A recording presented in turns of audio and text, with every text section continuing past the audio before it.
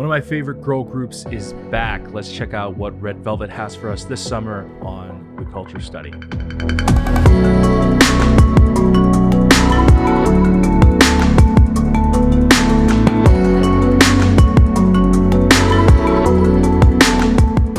Hey groupies, welcome back to Form of Therapy. I am the video channel producer. This is the Culture Study. You can call me PD. And today we are going to be checking out Zimzalabim from Red Velvet. Now, I am very excited for this. I've become a fan of Red Velvet over the past few years. And I do want to preface something because something really changed back the last Korean comeback they had with Really Bad Boy, because it wasn't showcased in that reaction because it was really more so an after effect. Really Bad Boy, the first time I heard it, I was like, I don't know what to make of this. And then I watched it a second time in that reaction. I was like, oh yeah, I really like it. Then I kept listening. And I kept listening. Really Bad Boy has now become one of my favorite Red Velvet songs. And that's the thing I have with Red Velvet. And I know that there is a lot of divisiveness with this song as well as with a lot of Red Velvet title tracks. But we'll get into that afterwards and I'll give you guys my thoughts on the process. I am a little late with this reaction. I know I'm like a week late, mainly because my cap broke my lens and I had to actually replace the lens, so it took a little time. But we are back and we're going to be checking this out. Before we do, if you like what we do here, why don't you go to patreon.com/formatherapy. For as little as $2 a month, you get early access to reactions just like this, but we're also doing stuff like J-pop reactions, live stages, TV reactions, so that's all on Patreon. If you want to support us, head on over there. Link's going to be in the description. Let's get into this music video. This is your form of therapy. Rev Festival. Ticket booth. Are you ready for this? These drums are interesting. What is the vibe we're going for here? What it...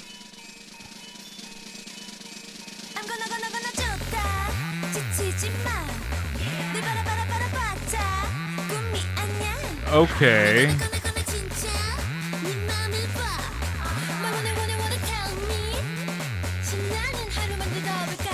So like Joy sends everyone flying. Joy's like...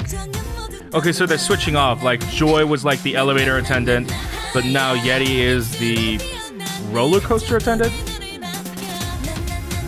I can't be sure, but the rollerblade, it looks like it was... The roller coaster was like a roller... What? Hold on.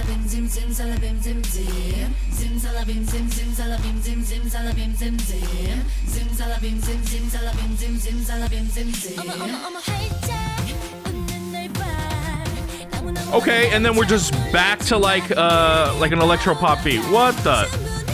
Okay.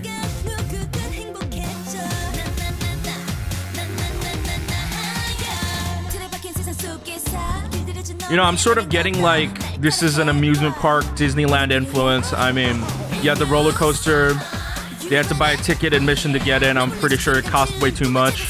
There's a photo booth, and they were inside a teacup, like the Disneyland teacup ride.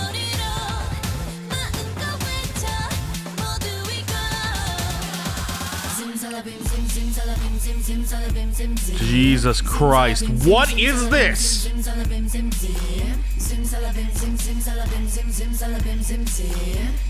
Whoa, that show was cool. I gotta see that again later.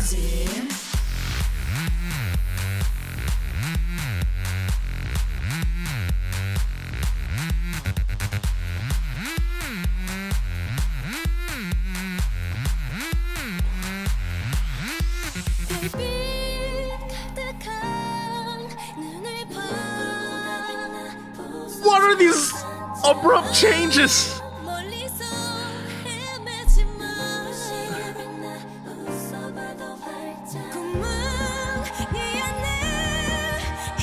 Oh my God, Wendy, please.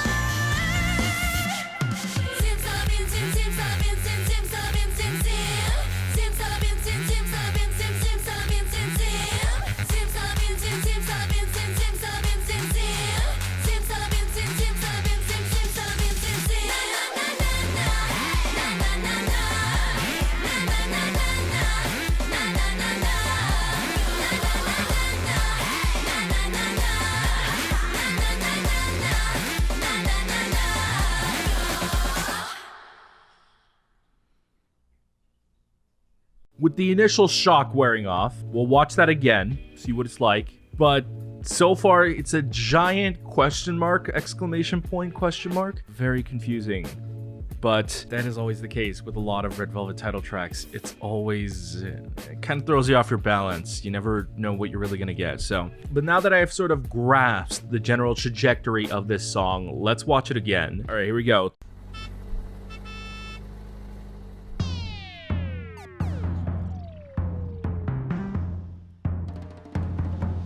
Yeah, see, you hear the drums. It's from the drums already. I was like, this is gonna be a weird song. Zimzalabim.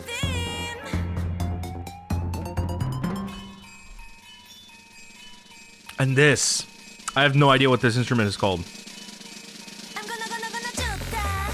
지치지 마. 늘 바라바라바라봤자. 꿈이 아냐. 나 진짜. 네 맘을 봐. People always ask me, like, what do you mean by talk singing? This is talk singing. This is singing. The stuff in the beginning, that was way more talking than singing. Oh, before I got rudely interrupted earlier, I was gonna say, the roller coaster actually looks like those roller rink shoes. And the shoelaces are like the chariot things that Yeti is holding onto.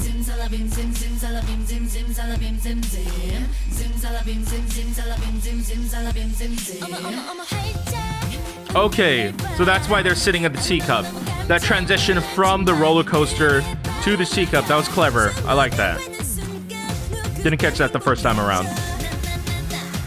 Also, Wendy looks gorgeous with short hair.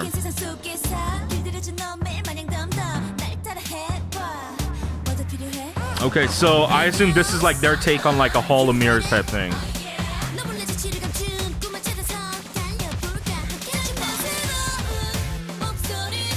I love the set that Sugi is in. It's got the overhead lighting, kind of looks like Popsicle LA.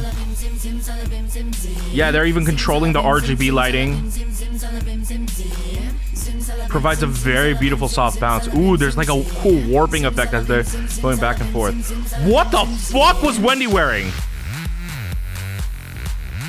Oh my god, but this is the part that kind of sold me. This part kind of goes really hard.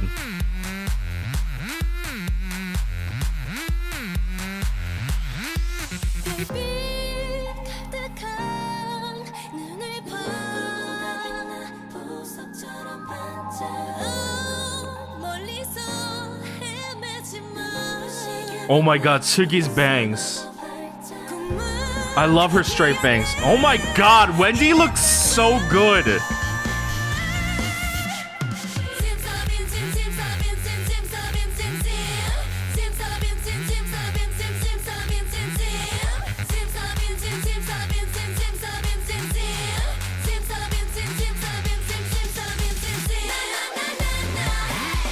Bro, what is Wendy wearing though? Her haircut is gorgeous, but she looks like she's wearing like a Dead Sesame Street character. Like,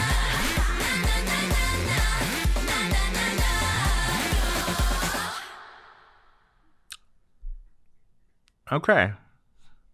So, as I was late to this party, a week late, there have been a lot of split opinions that I've seen on Twitter, specifically people coming to me on Twitter. It seems very split, and more than any other comeback, there seems to be a lot of divided opinions on this title track. There have been quite a handful of people telling me, you know, I'm a Red Velvet fan. Their previous title tracks, I was off-put in the beginning, but when I listened to it more, I definitely got turned on to it. But this one just isn't it. And that was kind of like the same story I was hearing, but there were still a handful of people who just as much loved the song the first listen, or people who, like many other Red Velvet title tracks, wasn't quite sure what they were listening to the first time around, and when they listened to it again, they were actually on board. So where do I fall? Well, I understand why this might be one of the more divisive ones. I think since Rookie, there has not been a Red Velvet title track this experimental and crazy and rule-breaking. And here's the thing. Really Bad Boy, Rookie, those songs when I first heard them, I was put off by them. But listening to them again, I really like them. In fact, with Rookie, before I became a Red Velvet fan, I hated Rookie. I very, very, very often do not hate songs. That's very rare for me. I just think this isn't for me. But Rookie, I was like, this is a bad song. I don't like it. And then just one day it kind of clicked and I was like, oh wait, it's kind of genius. Is Rookie Red Velvet's best song? And you know, that's debatable. Because Red Flavor exists. But I think Rookie is honestly one of Red Velvet's best songs. And it wasn't until way later on that I actually understood what Red Velvet was. Red Velvet is perhaps, if not the most experimental group in K-pop. With a lot of K-pop groups, you kind of get the same thing over and over again. They have a set style, and that is how it should go. There's nothing wrong with that, you know? That is how you build an audience, that's how you get popular, and maybe you experiment a little bit here and there. But Red Velvet, out of any other K-pop group, I think has the most diverse and experimental title tracks to date. I can't think of a group that even comes close in that regard. Yes, there are groups that try different concepts, but Red Velvet isn't about trying different concepts. Red Velvet is about experimenting with music and seeing how they can bend and break a song. And so that's what we got here with Zimzalabim. And honestly, I like it. And given how I felt the second listen, I think if I listen to it more, I think I might love it. Is the structure odd? Yes. Does it kind of break the rules of what a song should be? Yes. But you know what? That's interesting. We have such an oversaturation of K-pop groups in the market, and we have so much good new music in the industry these days. It's kind of hard to enjoy it when everything kind of sounds the same. Honestly, it's such a spoiled child problem to have. Oh, all music sounds so good and everyone follows the good formula, so it's kind of boring, but it kind of is. And so when you have a group that pushes those boundaries, it's really fun and it's really exciting. Is this the cleanest experimental song? I don't think so. And that has nothing to do with Red Velvet, that's more so the producers. I mean, when it comes to SM songs, SM artists and groups largely don't produce a lot of their own songs. In fact, if a member wants to produce a song for their group, they have to jump through hoops and hurdles and kind of prove to SM to even get that kind of approval. I know that it took a while for Chanyeol to even get a song into an EXO album. And so SM works with a lot of American producers. That could be very challenging. It could be very hit or miss. Honestly, I do think I like Rookie and Really Bad Boy, which I consider to be some of their more experimental title tracks to this. I think those are just a little bit more refined, but still, I really, really like this. I think this falls into that category of this is a wild and experimental song. I can see not everyone liking it, but if you can honestly appreciate it for what it is, I think it's really, really good. And that second drop, oh my goodness. I mean, the sort of dichotomy of having such a very hard-hitting, very nasally song with some very smooth electropop beats is very wild, to say the least, but I think it's really fun, honestly. And it plays into sort of like the summer beat without falling into a summer stereotype. You know, listening to it the second time around, the vibe I got, it definitely felt kind of like a little bit of old school girl group K-pop. Kind of felt like Brown Eyed Girls, FX type of stuff. You know, when FX early on was doing like Electroshock, Brown Eyed Girls, Abracadabra, that kind of stuff. Kind of reminds me of that era. In fact, this feels not more like future pop, it kind of feels a little bit nostalgic in my opinion. It feels a little bit retro of the early 2010s. So that's just my opinion. Honestly, there's not really much to comment on in terms of the music video, just because I am more of a, you know, physical production enthusiast, and a lot of this was CG driven. Mind you, they had a lot of built sets as well, but it was just a very bright, colorful music video that was heavily CG driven. But I will say, what the heck was Wendy wearing? First of all, Wendy looked fine as heck, okay? Like, I think this is the finest that Wendy has ever looked. Wendy with the short hair looks amazing, but she looked like she was wrapped around by Oscar the Grouch. Like, I don't know what she was wearing. Shame on the wardrobe people for putting her in that. I don't know what the heck that was. I saw some concept photos of Sergi with like the straight bangs and her with short hair. I was really hoping for short hair, but I guess she has long hair. Kind of sad. Still, we got the straight bangs back, which I am always all about. And I think when it comes to this comeback, who really shined the most? To me in particular, I feel like Sergi really shined the most. With the different concepts, they have very different styles and there's a different focus. Really Bad Boy was a very vocal focused song, right? This one I think is a very dance focused song. And in fact, that second drop you hear and the overall mood of this feels kind of like a club song. And it's very, very odd for Red Velvet to be doing something like that. But it's something that I don't think they've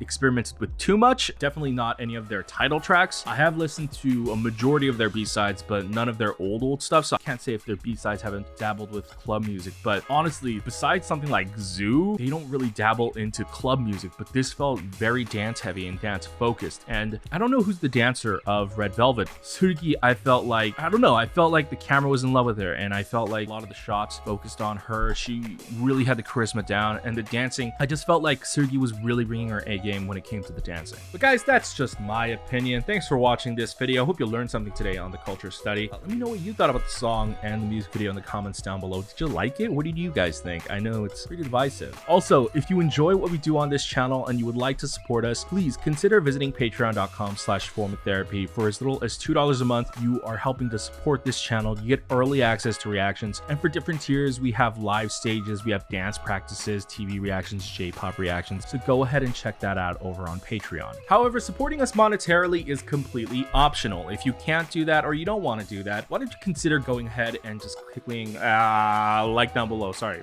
about that, and leave a comment while you're at it. Also, go ahead and subscribe if you're new. Turn on the notification bell, be notified when we upload a new video. Check out our other videos over here.